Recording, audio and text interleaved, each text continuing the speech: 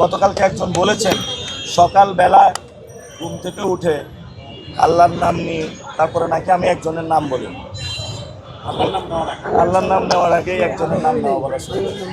এখানে একজন সম্মানিত, সমাজের সবচেয়ে সম্মানিত ব্যক্তি রয়েছেন এবং তাকে সমাজের সবাই শ্রদ্ধা করে এবং সমাজের সবচেয়ে উনি উপরস্থ কর্মকর্তা ব্যক্তি। উনি সকালবেলা উঠে আল্লাহর নাম নিয়েই চাঁদাবাজি শুরু করেন, সন্ত্রাসী শুরু করে, দুর্নীতি শুরু করে। তো যারা সকালবেলা উঠেই নামাজ পড়েই চাঁদাবাজি শুরু করে এবং রাত পর্যন্ত তাদের চাঁদাবাজি কর্মকাণ্ড চলে, আমরা দোকানদার ভাইদের উদ্দেশ্য বলি, সকালবেলা উঠেই আপনারা কমিটি গঠন করবেন। যখনই চাঁদা চাইতে আসবে এই সব লোকরা, তাদেরকে আপনারা ঠিকিয়ে দেবেন এবং চাঁদাবাজ মুক্ত এলাকা আমরা গঠন করবো ইনশাআল্লাহ। কারো প্রশ্ন থাকলে প্রশ্ন করতে পারেন।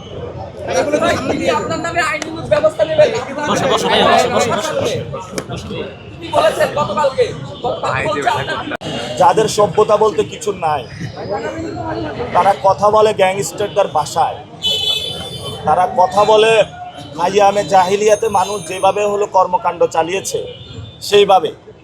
এখন তো যুগ পরিবর্তন হয়েছে, সেই কত হিজরি ছিল, রাসূল পরিবর্তন করে দিয়েছিল সব কিছু। আমাদের মনে হচ্ছে কিছু আইয়ামে জাহিলিয়াতের লোকদের সাথে আইসা আমরা পড়েছি। আমরা আইয়ামে জাহিলিয়াত থেকে ঢাকা আটকে ইনশাল্লাহ মুক্ত করব। যারা এইসব অসভ্য আচরণ করছেন, বেয়াদবি করছেন মানুষের সাথে, জুনিয়রদেরকে ভালোবাসা দিতে, রেসপেক্ট দিতে শিখেন নাই, আমরা তাদেরকে বলবো নিজের ঘরে বাচ্চা ছেলে রয়েছে, তাকে তো সম্মান দেন, ভালোবাসা দেন। যেভাবে কথা বলছেন, ঘরেও তো মনে হয় যারা আছে তাদেরকে সম্মান দিতে জানেন না। যদি ফ্যামিলিতে মানুষের আপব্রিঙ্গিং ভালো না হয়, যদি ফ্যামিলিতে সুশিক্ষা না হয়, ফ্যামিলিতে যদি সম্মান দিতে না জানে মানুষ, তখন বাহিরে এসে মানুষকে অসম্মানিত করার প্রচেষ্টা করা হয়।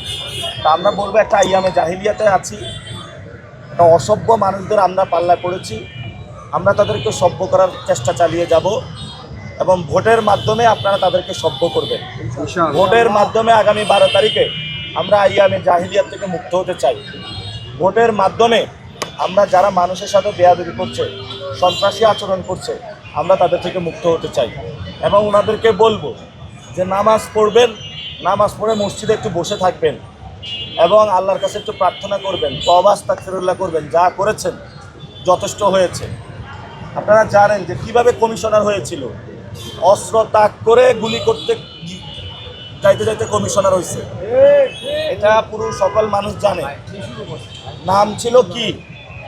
আব্বাস উদ্দিন, হয়ে গেছে মির্জা আব্বাস।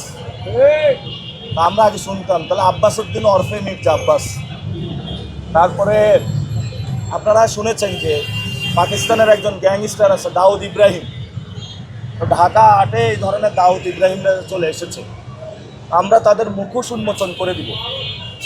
কিন্তু সাথে সাথে যারা সমাজের সিনিয়র সিটিজেন, তারা আমাকে আহ্বান জানিয়েছে যে তুমি তো এই সন্ত্রাসকে সরাবা, আমরা রায় দিব 12 তারিখে তোমাকে, কিন্তু তাহলে তুমি কি করবা?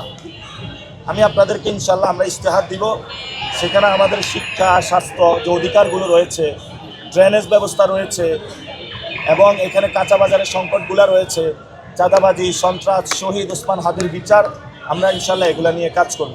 তবে আমাদের 1 নম্বর এজেন্ডা ঢাকা 8-এ শহীদ ওসমান হাদির বিচার, 2 নম্বর হলো সন্ত্রাস, তারপরে মাদকমুক্ত, চাঁদাবাজ মুক্ত, দখলদারিত্ব মুক্ত একটি সমাজ গঠন, তৃতীয় হলো এখানে যেই ধরনের নারীদের উপরে হ্যারাসমেন্ট করা হচ্ছে, মা বোনদের জন্য স্বাস্থ্যসেবা নিয়ে আসবো আমরা, স্কুলে দখল বাণিজ্য বন্ধ করব, সকল স্কুল কলেজকে এই ব্যক্তি থেকে ইনশাল্লাহ আমরা মুক্তি দিব ইনশাআল্লাহ।